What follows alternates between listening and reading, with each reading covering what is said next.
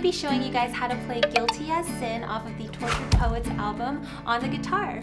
So here's a quick overview of everything I'll be covering in this tutorial today, and with that being said, let's go ahead and get started. Alright guys, so you only need to know 5 different chord shapes to play through this song, and we're going to start with our A minor 7, which looks like this and sounds like this.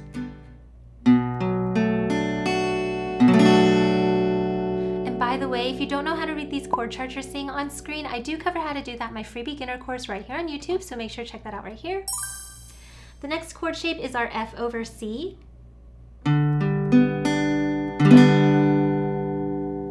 After that, we have our G add 4.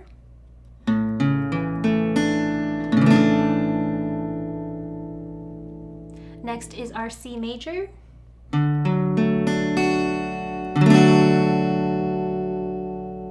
And then the last chord shape you need to know is our E minor.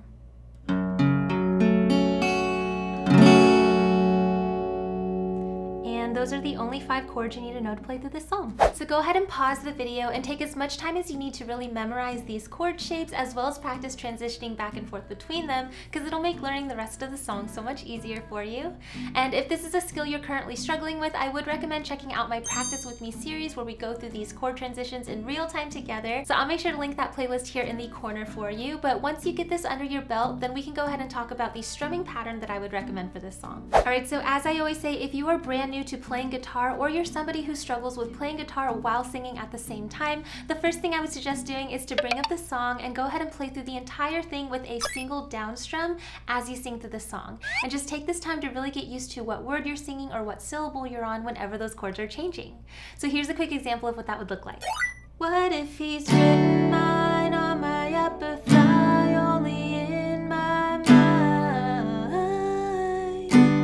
One slip I'm falling back into the hedge maze, but what a way to die. Alright, so you can even tell just from that short little clip that we're doing the F over C chord twice in a row, whereas the other ones are getting one measure. That's all the kind of stuff that you'll figure out as you do this single down strum pattern. So I would definitely recommend taking some time to do that, and this is actually something you do right now. If you check out my Patreon page, I do have this entire guide available to download and print out, so I'll make sure to leave that link in the description for you. But once you get back, we can add to this to do the full strumming pattern. Alright guys, so as you can see for this strumming rhythm, it's super simple. We're just sticking with all down strums, and it's easiest to count this with an 8th note count. So it'll sound like this. We have 1 and 2 and 3 and 4 and 1 and 2 and 3 and 4 and down, down, down, down, down, down, down, down. Okay, super simple. But before we move on, I do want to go ahead and turn some of these arrows green, and what that's going to represent are our accented beats. So when I say accent, all I'm doing there is you kind of want to think of these as more emphasized than the other strums around it. So with the accents, it would sound more like 1 and 2 and 3 and 4 and, okay? Another way to think about this is when we're playing a chord shape. So let's go ahead and pretend like we're doing our A minor 7. Something you can do for the accents is you'll play or strum all of the strings. But then for the non-accented beats, you want to kind of concentrate more on just the lower bass strings. Alright, so if you do that, it'll sound like this. We have A minor 7, 1 and 2 and 3 and 4 and. Alright? So however you like to think about it, we do want to add those accents in there. It's going to help the rhythm and drive this song forward.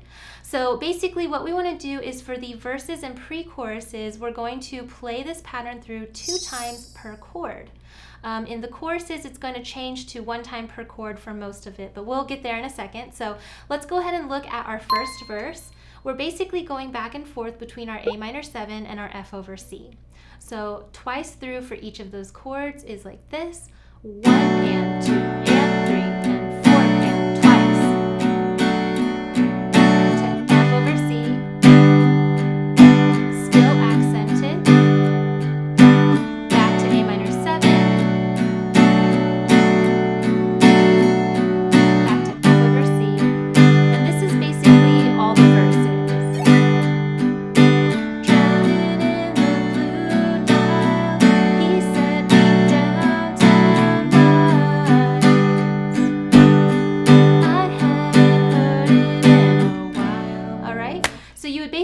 keep going like that for the verses. Like I said, the chorus changes a little bit. So let's take a look at the chorus. We're starting here on our C chord.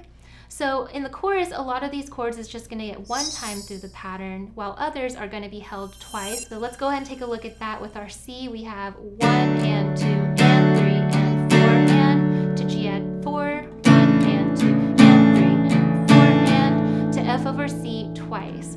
1 and 2 and 3 and 4 and twice. What if he's written mine on my upper thigh, only in my mind? Twice. One slip, I'm falling back into the hedge maze, but what a way to die. Twice. Keep recalling. So here we're going to stay on our F for the third measure. Things we never did, missing top lip kiss, how I long for our tryst, without ever touching his skin, how can I be guilty as sin? All right, so at the end of the chorus, I like to just do a single down strum on my G add 4 chord, but you could just definitely keep going with this pattern as well. So basically this pattern you can use for the entire song. The one extra thing I would recommend doing if you're up for it is to add in a palm mute. Now again, this is totally optional, but I do think it helps kind of separate different parts of the song and just makes it sound a little more interesting. So what I'm going to do here is I'm taking the side of my palm that has my pick in it, and I'm just very gently kind of resting that against the bridge of my guitar. And you can see while you keep that there as you strum, it has more of this dampened, muted sound. And what I would recommend is to add that palm mute into all of the verses and pre-choruses, okay? So with the palm mute, it sounds a little bit more rhythmic, a little bit more drummy, and it also helps the vocals stand out a lot more.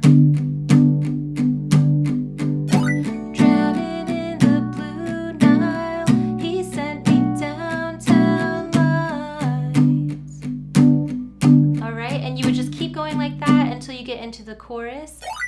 What if he's written mine on my upper thigh, only in my mind? So on the chorus, I would let it ring. Now let's go ahead and quickly talk about the bridge. The bridge here, I think if you listen to the original song, the best way to play this, I think, is just with a single down strum. What if I roll the stone away? They're gonna crucify me. If the way you hold me is actually what's holy. All right, so I would just do a single down strum there. However, if you want to kind of dress it up a little bit, you could also do kind of a picking pattern here for the bridge and the outro. So let's go ahead and talk a little bit about how I would recommend doing picking. All right guys, so again, go ahead and pause the video and take as much time as you need to get this strumming rhythm under your belt. Although it's easy on the surface with all the down strums, it can take a little bit of practice to get those accents in there and to apply the palm mute. So take as much time as you need to get used to those things. But once you come back, we can talk a little bit about a simple picking pattern that you can apply for this song. All right guys, so for this picking pattern, as I said, I think the best place to apply this would be the outro of the song, but you could also put it in the bridge, and I think that sounds pretty good too. But before we get started, let's go ahead and talk about a few things. Our strings are going to be numbered here, with the low E string being 6, 5, 4, 3, 2, 1, all the way to the high E string. And then for our right hand, our picking hand, we're going to be picking individual strings instead of strumming with a pick. So basically, your thumb is going to be on the bass string, so that's going to be either the 6th or the 5th string, and then your pointer, middle, and ring are going to be on the D, G, and B strings. Okay, so they're not going to move for the picking pattern. Your thumb is the only one that's going to be going back and forth between these top two strings. So let's go ahead and take a look at the outro. We're starting here with our C chord. Your thumb's going to be on the 5th A string because that's our root note C, and then your pointer, middle, and ring are going to be living on the D, G, and B strings. So we're just going to go down this guitar like this, 5, 4, 3, 2, and then once you go down, you want to go back up, 3, 4. Okay, so we have thumb, pointer, middle, ring, middle, pointer. All right, and then then that same pattern is going to apply for the rest of the chords as well. So for our G add 4, your thumb's moving now to the low E string, the 6th string, but the rest of the pattern's the same. So we have 6, 4, 3, 2, 3, 4. Okay. F over C is going to look like this. We got 5, 4, 3, 2, 3, 4. All right. So with the outro, it would sound like this. We have C, G, F over C is twice. Guilty as sin. He sent me downtown lights. I hadn't heard it in a while.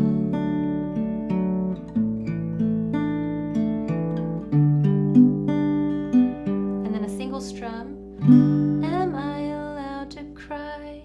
And that's how I would recommend ending the song, with this cute little picking pattern. However, this entire section is totally optional, so if you don't like picking or that's something that's difficult for you, you could also just do a single down strum for the entire outro. But anyways, that is how I would recommend doing this quick little picking pattern. If you do want to add it in there, I think it sounds really great. All right guys, so again, go ahead and pause the video and take as much time as you need to really get this picking pattern under your belt. If you're somebody who's new to picking, this one is a little bit more of a simple one to do, so I would definitely recommend trying it out if you're up for the challenge. However, the whole thing is optional. You can totally strum through this entire song if you wanted. But yeah, once you have those chord transitions, the strumming, and the picking under your belt, we can go ahead and put together everything we've learned in this tutorial today to play through the song. 1, 2, ready, go.